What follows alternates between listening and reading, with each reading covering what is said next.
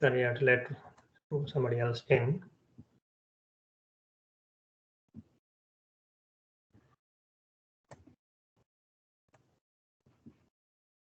Hope everyone can see the screen. Hare Sreenivasa, welcome to NESRSB storytelling by Gnana Kalpavruksha students. Today is March 12th. We'll start with the prayers.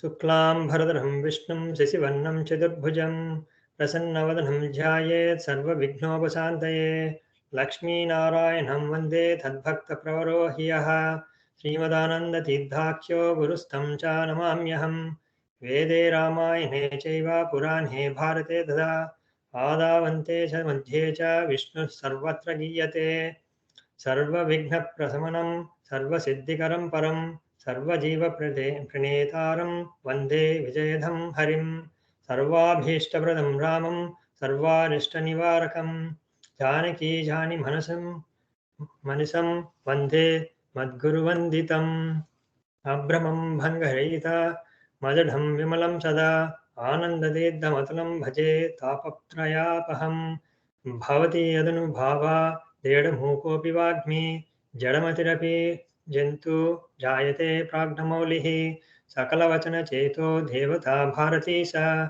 Mama Vachasi Vidattam Sannidhim Manaseja Mithya Siddhanta Tudvanta Vidvamshana Vichakshanaha Jaya Siddhaki Dharani Bhazadamno Hrudambare Chitrai Padesha Gambhire Vakyer Maner Akanditaihi Guru Bhavam Yanjayanti Bhati Sri Jayati Dhawak Yatra Yatra Gunada Kirtanam Tatra Tatra Kutamastakanjalim Bhashpavari Paripurnalochanam Marutim Navadarakshasantakam Veda Vedje Pare Pumsi Jate Dasaradatmaje Veda Pracheta Sadasid Sakshad Ramayanaatmana Apadabham Hartaram Dhataram Sarvasampadam Lokaviramam Sriramam Bhuyo Bhuyo Namamyaham Hayagriva Hayagriva Hayagrivetyo Vadet Tasya Nissarate Vani Jahnu Kanya Pravahavat Harihi Om. So we'll be running through 9 different stories, and these are the storytellers. So they'll tell the stories of from Mahabharata, and their story picks for today are as noted below. It starts with, of course, the main important sutradhara for this Mahabharata story is Sri Krishna. So the story of Krishna will be the beginning of this, and then we'll end towards the end with the story of the game of dice. It doesn't cover, of course, Mahabharata is so huge, you can't cover every little detail in this 1 hour session. So these are the 3 different students of Gnana Kalpavruksha level 2 classes, who will be presenting these, like Vivek, Surya, and Aditya. So they'll be going in this particular sequence, and with that, I'll hand off to Vivek to conduct his first story. So I'll be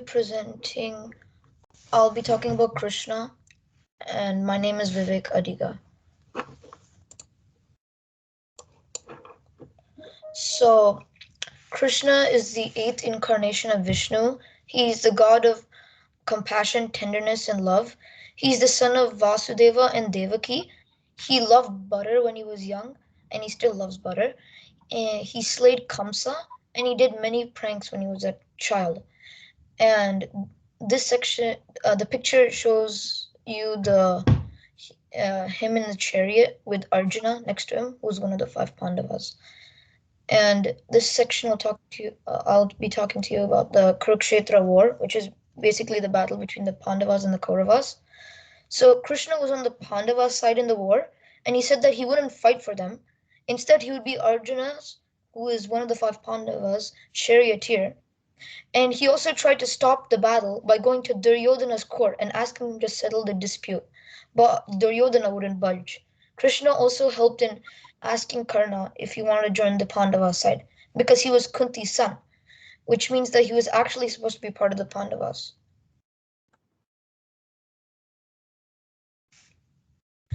And in the battle, Krishna also told Arjuna about how Karna helped kill his son in the battle, and Krishna gave Arjuna the energy and motivated Arjuna to kill him. Also, Krishna told the Bhagavad Gita to Arjuna when he said that when Arjuna gave up and he said that he didn't want to fight he didn't want to fight and kill his relatives, and he wanted to help, and Krishna wanted to help him. So he told the Bhagavad Gita and said that he had no choice but to fight. So uh, Arjuna listened to him and fought in the war. And without Krishna, the Pandavas could not have won the war. He always helped other people, but not himself. Great. Thanks, Vivek.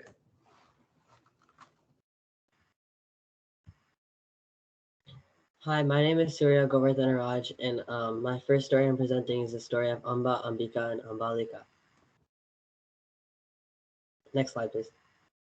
So, Amba, Ambika, and Ambalika were the three princesses of the kingdom Kashi. So, during their Swayamvaram, when they were going to get married, Bhishma, who is the prince but who couldn't be king of Hastinapur, abducted them to get them married to the soon-to-be king Vichitravirya. Next slide, please. So when they reached Hastinapur, two of the princesses, the two younger ones, Ambika and Ambalika, were glad to marry Vichitravirya, but the eldest princess, who is Amba, had already given her love to King Shalva, who was another king at the Swayamvar, and she refuses to marry Vichitravirya. And Amba is unable to marry anyone, so she blames Bhishma and vows to get revenge. Because Vichitravirya, okay, so Amba is in a situation where she's it's fine, you can go to the next slide.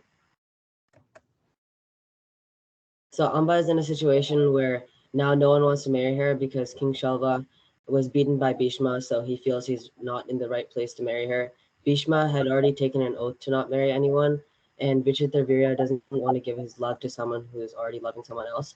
So no one wants to marry her, and she no longer has a home. So Amba pleads to Parashurama and convinces him to battle Bhishma to try and kill him. So Bhishma and Parashurama have a battle that lasts many days, and it shocks the entire earth. But in the end, the battle is declared as a tie because it is stopped by Shiva and the rest of the gods. Next slide. So Amba is still unhappy with what happened because she wants Bhishma dead. So she sits and meditates for a long time and then receives a boon from Shiva that in her next life she will be the person to kill Bhishma. And after receiving this boon, she immediately sets herself on fire and kills herself. So meanwhile, this is happening. Ambika and Ambalika, who are fine to marry Vichitravirya, marry him, but he dies young. So Ambika and Ambalika are sent to sage Vyasa, and they have children with him. So Ambika's child is Dhritarashtra, and Ambalika's child is Pandu. Next slide, please. So Pandu grew up and he married Kunti, but he died at a young age after having the Pandavas, while Dhritarashtra became king. So near the time of the funeral of Pandu, at the suggestion of sage Vyasa, Ambika and Ambalika left to the forest with their mother-in-law Satyavati, and they spent their last days meditating, and they died having attained heaven. Next slide. So this is after Ambika and Ambalika died. In her next life, Amba, she was born as a woman named Shikandi to King Draupad of Panchal. In relative to age, she was the same age as the Pandavas. So she was by this time she was much younger to Bhishma. But she trained herself as a prince she trained herself like a prince to become a warrior. And in the Kurukshetra war, Bhishma had told the Pandavas that if they brought someone who wasn't a man, who was a woman in front of him, he would lay down his weapons and not fight. So when Shikandi came in the Kurukshetra war and stepped up in front of Bhishma, Bhishma laid down his weapons, and because of this, the Pandavas, along with Shikandi, were able to kill Bhishma or defeat Bhishma. Next slide.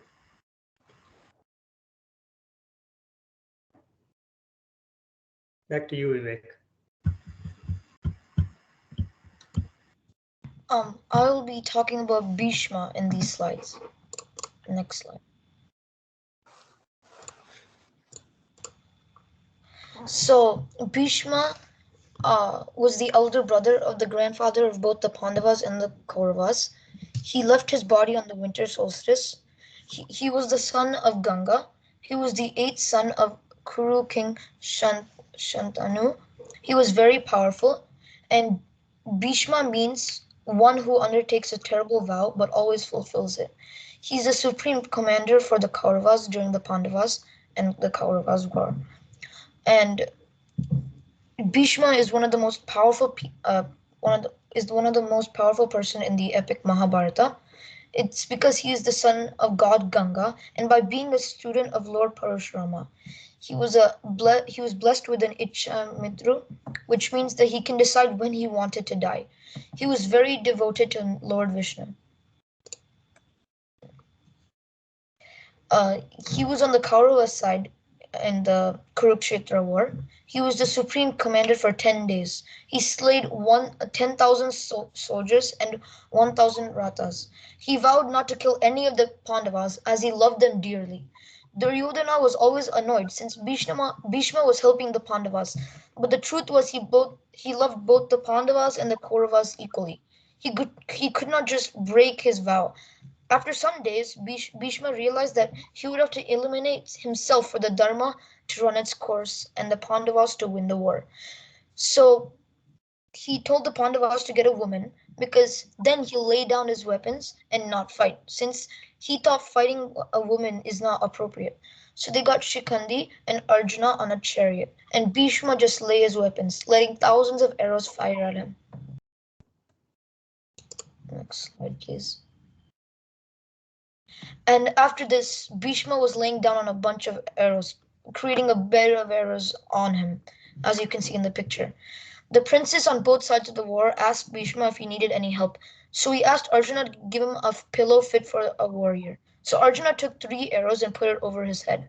After that, he told Yudhishthira how to be a really good king.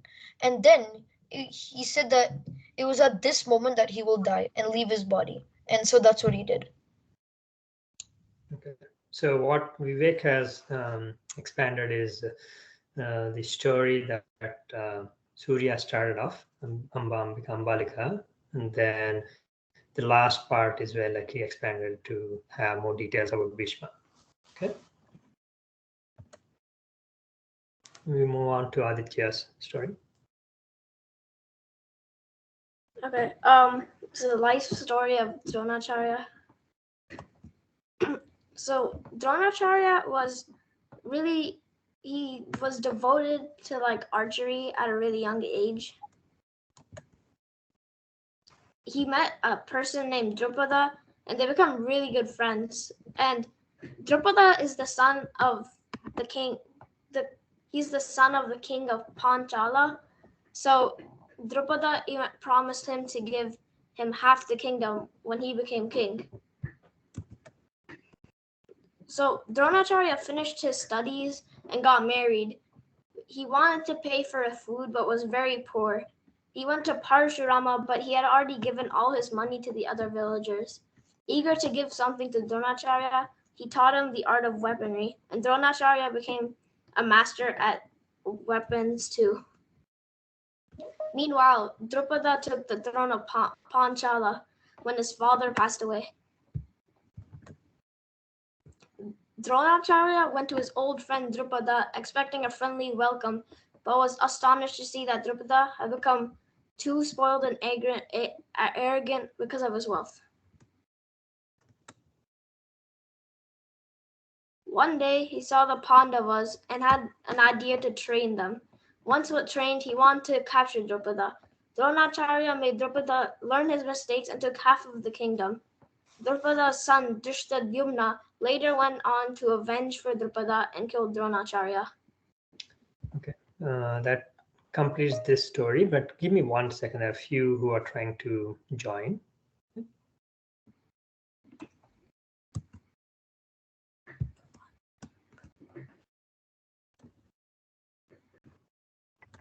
Can't I see them?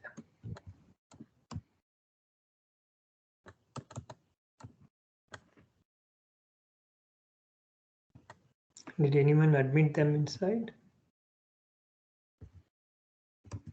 I admitted one person. Okay, that's good. If you guys can But, take care, that'd be good. Yeah. Okay. We'll go back to this. Can you guys still see the screen for the stories? Yeah. Okay. Yeah. Aditya, you continue with the next one. Okay. Wait, it didn't switch. The slide didn't switch. Alright. The story of Bhima. So,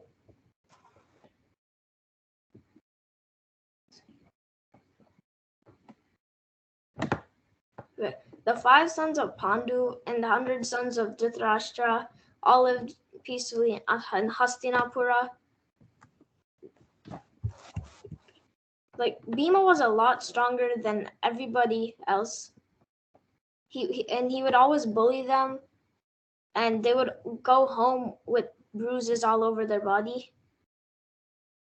Deep down, Dhritarashtra really hated Bhima for doing this. As they grew up, Krupacharya taught them archery and other combat techniques. Duryodhana was always really jealous of Bhima, so he wanted to harm Bhima in every possible way. Dhritarashtra was blind, so the kingdom was ruled by his brother Pandu. After Pandu died, Yudhishthira would become king. To prevent that, Duryodhana wanted to kill Bhima. Killing Bhima would weaken the Pandavas. Duryodhana planned to throw Bhima into Ganga river, then capture Arjuna and Yudhishthira.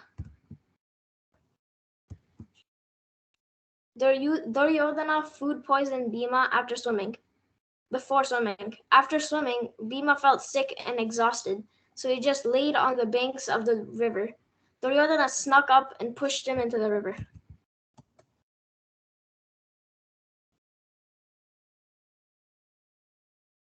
Bhima got bitten by a bunch of poisonous water vipers,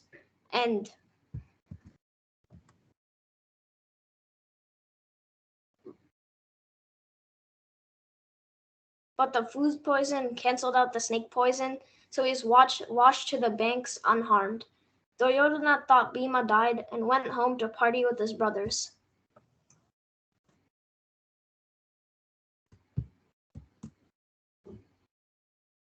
Yudhishthira got suspicious and started searching for Bhima, but couldn't find him at home. He looked in the forest as well, but Bhima was nowhere to be found. After some time, Bhima woke up and walked home. His brothers were delighted to see him. They knew it was Duryodhana who played the mischief and told Bhima to be more careful. Duryodhana was really surprised to see him, and his jealousy just grew. He walked away in great sorrow. That's about Bhima. We'll come back to Vivek. Just tell us the story about Arjuna. Wait, just to tell you, the slides take really long to change for when you're presenting. Yeah, that's okay. You just continue with yours. They'll go. Okay. Don't stop.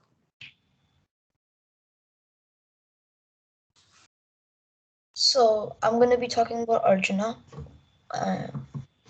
Next slide, please. So Arjuna was part of the Pandavas. He was the son of god Indra. He was very skilled at archery. His teacher was Dronacharya. He was skilled in music and dance. He was the husband of Draupadi. He was a brilliant student and he followed Dharma. So many people arrived in the archery competition to win Draupadi. There was a handmade fish target on the top of on the um, on top of him, which was revolving, and each contestant had to lift a heavy bow and shoot an arrow into the eye. And the contestant had to look at the reflection of the fish in the pool, and the contestant only had one try. As you can see in the picture, Arjuna, he has a bow, and the fish is on the top.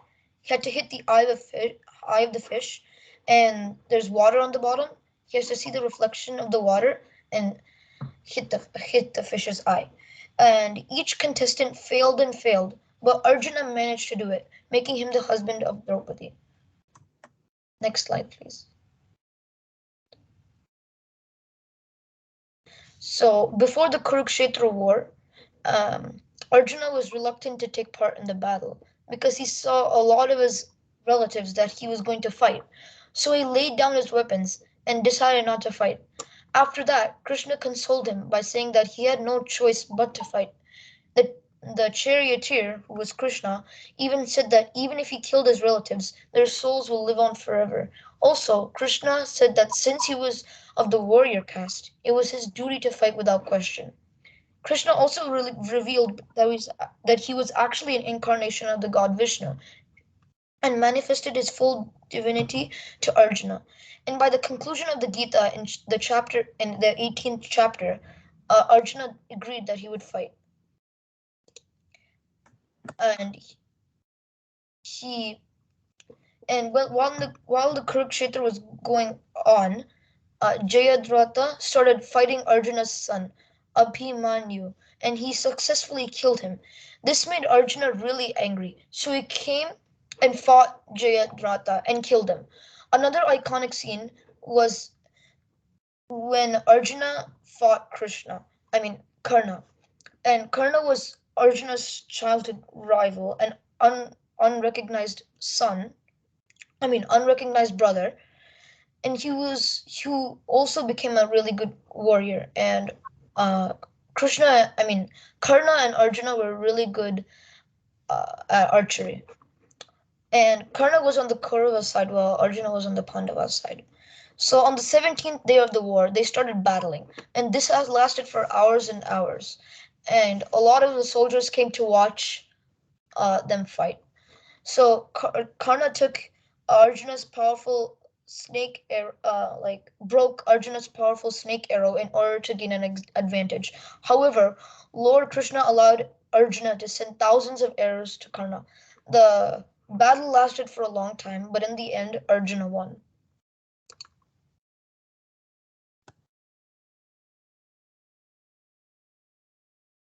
That takes us back to Surya, who will go through the life story of Kanna.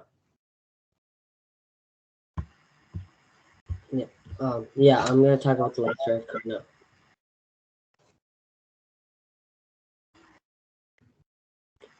Okay, so Karna's mother was Kunti, who is the adopted daughter of Kunti Bhoja from the kingdom of Kunti. So one day when Rishi Durvasa had come to meet Kunti's father, Kunti Bhoja, Kunti had been attending Rishi Durvasa, and she gave Rishi Durvasa great service. So Rishi Durvasa was pleased by Kunti, and he gave her a mantra that basically allowed her to invoke any god and have a child with that god. So when Kunti was still very young and not married, just to test out her divine mantra, she invoked the sun god Surya, and she had a child named or she asked for a child, and the child was named Karna. And Karna was born with a kavacha, which is like a gold armor plate, and kundala, which is like gold earrings. But Kunti, however, was too young, and she knew that if anyone else in the palace found out about her having a son, that she would get into a lot of trouble. So she knew she was unable to keep Karna, and she left Karna in like a basket seen um, in the right picture, and she set it afloat along the Ganges River. Next slide. Sorry. So like Karna and his little like basket floated down the Ganges River, and he arrived in Hastinapur, where like the king's charioteer Adhiratha and his wife Radha found Karna and decided to adopt him. Like for the first 20, like Adhiratha and Radha never really revealed to Karna that he was adopted. So next slide. So when Karna was 16, he wanted to learn archery or like weaponry, so he decided to disguise as a Brahmin and learn to become a warrior from Parashurama. So Parashurama had this rule that he didn't want to teach any Kshatriyas, and he would only teach like skills to Brahmins. So Karna was not a Kshatriya, and eventually one day when Parashurama was lying down on the lap of Karna, a wasp came along and it stung Karna on his lap. But Karna, not wanting to like disturb his guru, didn't have any reaction. But slowly the blood from the sting like seeped down, and Parashurama felt the blood, and he got up. Um, Knowing that a Brahmin, like in Parashurama's mind, a Brahmin, if was stung by a wasp, would have a reaction. He wouldn't be strong enough to like withstand the pain. So he was immediately able to catch Karna that he was not a real Brahmin, and Karna like told him of his disguise. And because of this, Parashurama ended up giving a curse to Karna that when he most needed his most powerful weapon, which is the Brahmastra, he would forget it.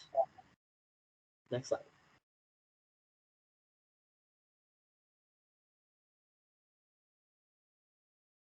Next slide. Yeah. Oh, sorry. Yeah.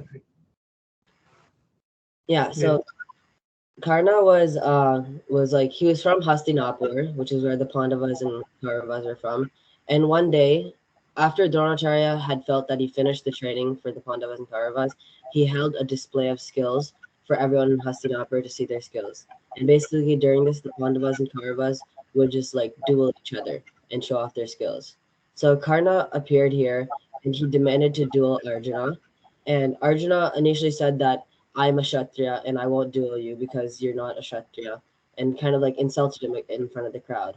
So Karna, Karna felt like insulted by this, and this is initially how his rivalry with Arjuna like began. Duryodhana, seeing how confident and how skilled Karna could be, became really good friends with Karna and appointed him as the king of Anga. And Karna, like after seeing how kind Duryodhana was to him, decided to like be Duryodhana's like lifelong friend.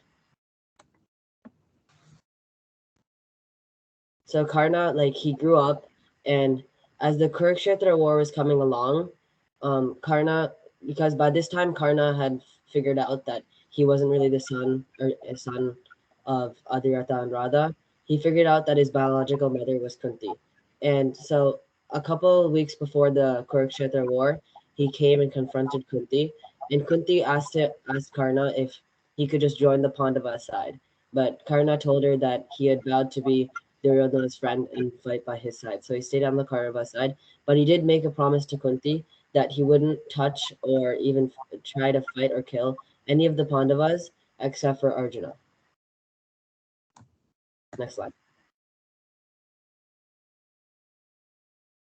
So a few days prior to the Kurukshetra war, Indra like Lord Indra in the disguise of a Brahmin came and asked Karna for his Kavacha and Kundala. So the Kavacha basically made Karna invincible, and Karna knew this, and that was the reason why Arjuna didn't really have a good chance of beating Karna. But Karna was like very generous, and that's why he had originally gotten the name as Karna. And he immediately just took a knife and ripped off the Kavacha, I see it like the left photo, and cut off his earrings and gave it to Indra.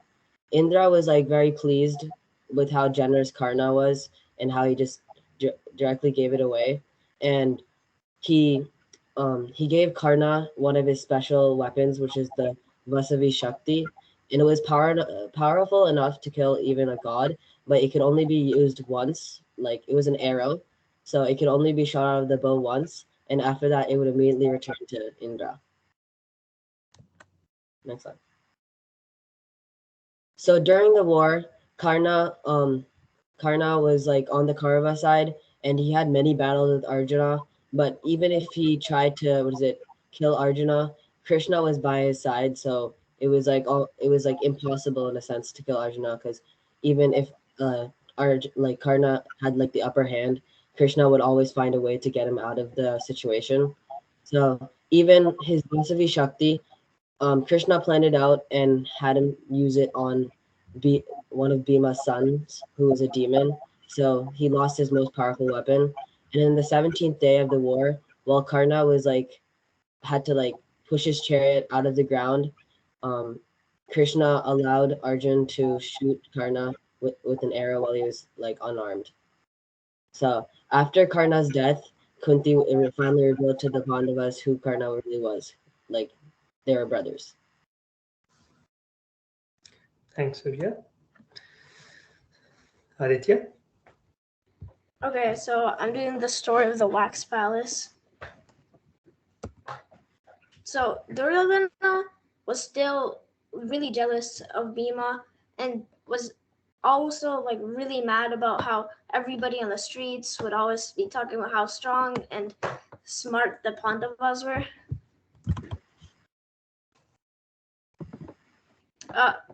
He went to complain to his father Dhritarashtra about all this talk.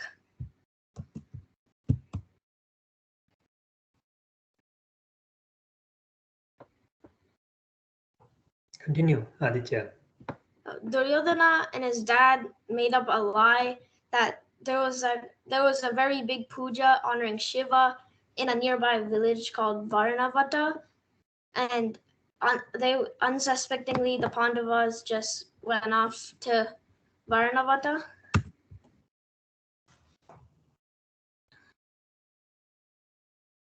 Duryodhana plotted with Karna and Shakuni to kill Kunti and the Pandavas.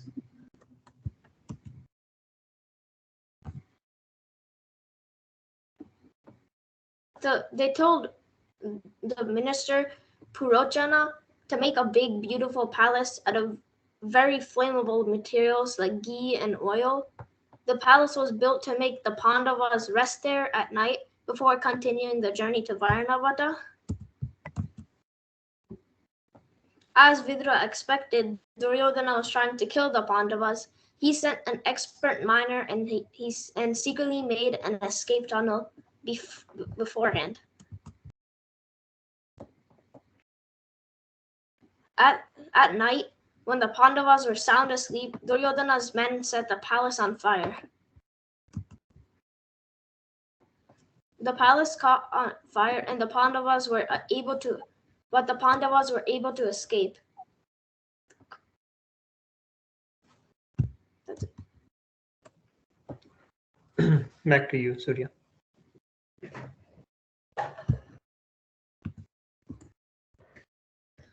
This is the last story. Yeah. So my story is about the game of dice by Sri Mahabharatha. Next slide, please. So after the Pandavas had returned to Hastinapur after following the last story, which is the wax palace, the Dhritarashtra split the kingdom into two parts, which is the Kuru side and Indraprastha, which is the capital of the Pandavas side, which is Kandaprastha. So the Pandavas had someone named Mayasura to build a grand palace which had lots of illusions in it. And one day when Duryodhana and Shakuni came to stay in this palace, Duryodhana fell into what looked like a marble floor, but was actually an illusion of a pool. And doing this, he embarrassed himself. And it was unconfirmed, but he had thought that Draupadi had insulted him in front of everyone. So after this, he came back to Kurukshetra or to the kingdom of Hastinapur, and he told his uncle Shakuni to call the Pandavas and challenge them to a game of dice. Next slide, please.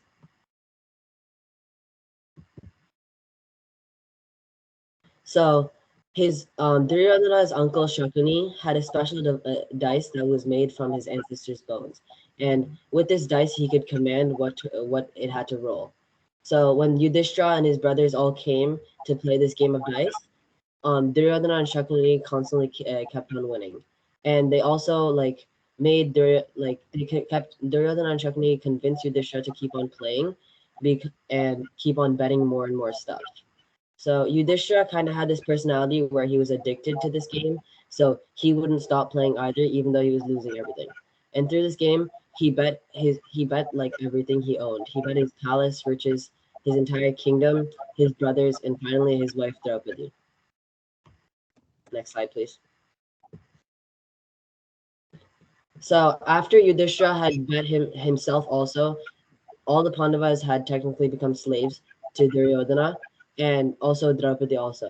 So by Duryodhana's orders, his brother Dushashan dragged Draupadi into the court and began to strip her of her royal clothes. And while this is happening, Draupadi, who was the Pandava's wife, prayed to Krishna, and Krishna saved her by providing an endless stream of Rasari. Following this, like the Shashan stopped knowing that Krishna was on Draupadi's side, and Draupadi was super disappointed by the elders of the court, like Dhritarashtra, Dronacharya, and Bhishma, and Dhritarashtra was also ashamed of Duryodhana and Shakuni and the entire court, and he gave he asked Draupadi what she wanted, and Draupadi asked for the freedom of Yudhishthira and Pandavas herself, and for Yudhishthira to get everything back. Next slide, please. So Duryodhan was still mad that after all the entire game of dice, they had still gotten everything back. So he invited Yudhishthira again for a second game of dice. And like during these times, like when someone invited you for a game of dice, it was usually said that like any king would always accept it. So Yudhishthira accepted this invitation again. So he loses again, but this time the game of dice, the rules were set that the loser would have to enter 12 years of in total 13 years of exile. And the way it worked were that 12 years of exile, and the last year you had to live incognito, which means that like you had to live in a disguise. And if they were caught during this 1 year, they would have to repeat the 12-year exile once again. And obviously, because of Shakuni and Shakuni's dice, the Pandavas lost. So Draupadi and the 5 Pandavas had to go on this exile. Thank you. Great. Let me conclude with the concluding slokas, and then we'll go over any feedback members here may have.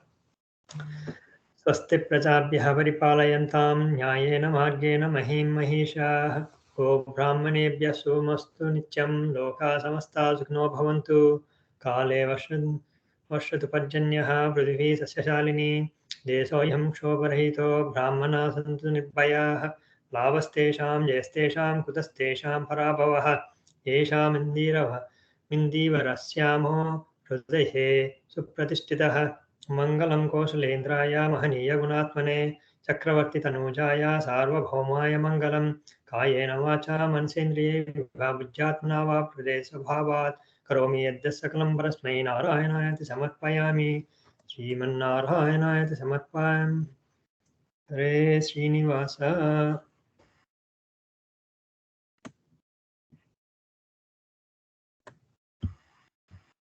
So that will come back here.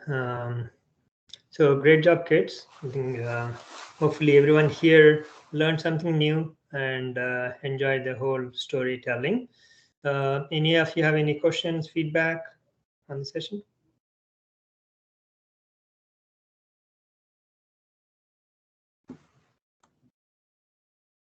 It was great to hear all the kids talk about the stories, and there were some things that I also learned from this. So thank you, Aditya, Vivek, and Surya, and Raghu for imparting them this knowledge.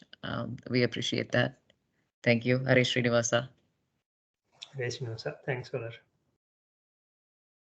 Okay, any other comments? Any other feedback? Okay, I think with that we'll conclude this. I'm stopping the recording as well.